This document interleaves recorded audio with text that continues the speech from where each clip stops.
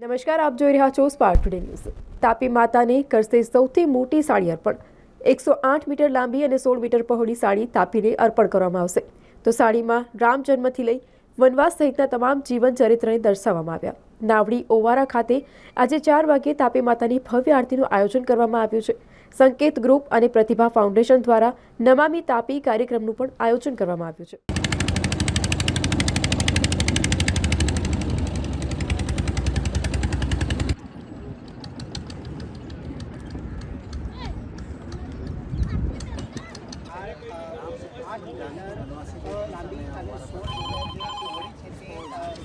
વિવિધ કાર્યક્રમો નમામી તાપી અંતર્ગત છે તે આજુ થવાના છે। ત્યારે કયા કાર્યક્રમ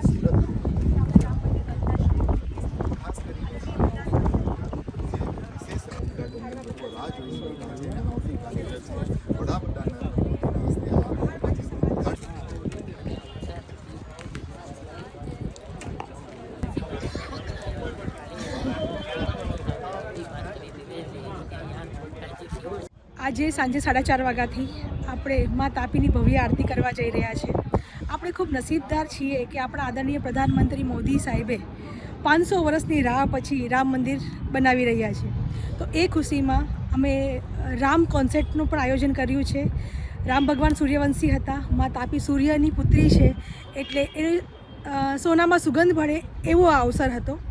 એટલે અહીંયા રામ ભગવાનના જીવન ચરિત્ર પર ઘણા બધા અમે પાત્ર ભજવવાના છીએ। સાથે સાથે અહીંયા જે નાવિક સમાજ આ સંસ્થા સાથે જોડાયેલો છે, આ જગ્યા સાથે જોડાયેલો છે, એટલે કેવટ યાત્રા બતાવવાના છીએ।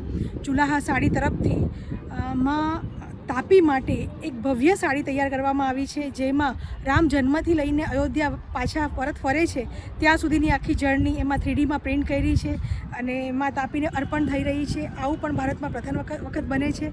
આ ઉપરાંત જ્યારે માં તાપીને એ સાડી અર્પણ કરવામાં આવશે ત્યારે આદરણીય પાટીલ સાહેબના હાથથી અમે કરાવીશું। 108 બ્રાહ્મણો દ્વારા મંત્રોચ્ચાર સાથે સનાતન ધર્મ અને આપણા આદરણીય પ્રધાનમંત્રી મોદી સાહેબની જીવન રક્ષા માટે પ્રાર્થના કરવામાં આવશે। આ ઉપરાંત ઘણા બધા બીજા સાંસ્કૃતિક કાર્યક્રમો છે, રામ કોન્સર્ટ પણ છે, તાપી ઉત્સવ છે અને તાપી માતાની મહાઆરતી છે અને આજથી પછી રેગ્યુલર નાવડી ઓવારા પર સાંજે 6:30 વાગે તાપી માતાની મહાઆરતી થશે। તો આપ આજે પણ આવો આપ સર્વે, અને આજ પછી રોજ જ અહીંયા આવીને આ સૂર્યપુત્રીમાં તાપી આપણને ઘણું બધું આપ્યું છે। તો આપણી પાસે અવસર છે, એક વંદનનો અવસર, અભિનંદનનો અવસર, કે આપણે માં તાપીને કંઈક રિટર્ન કરીએ।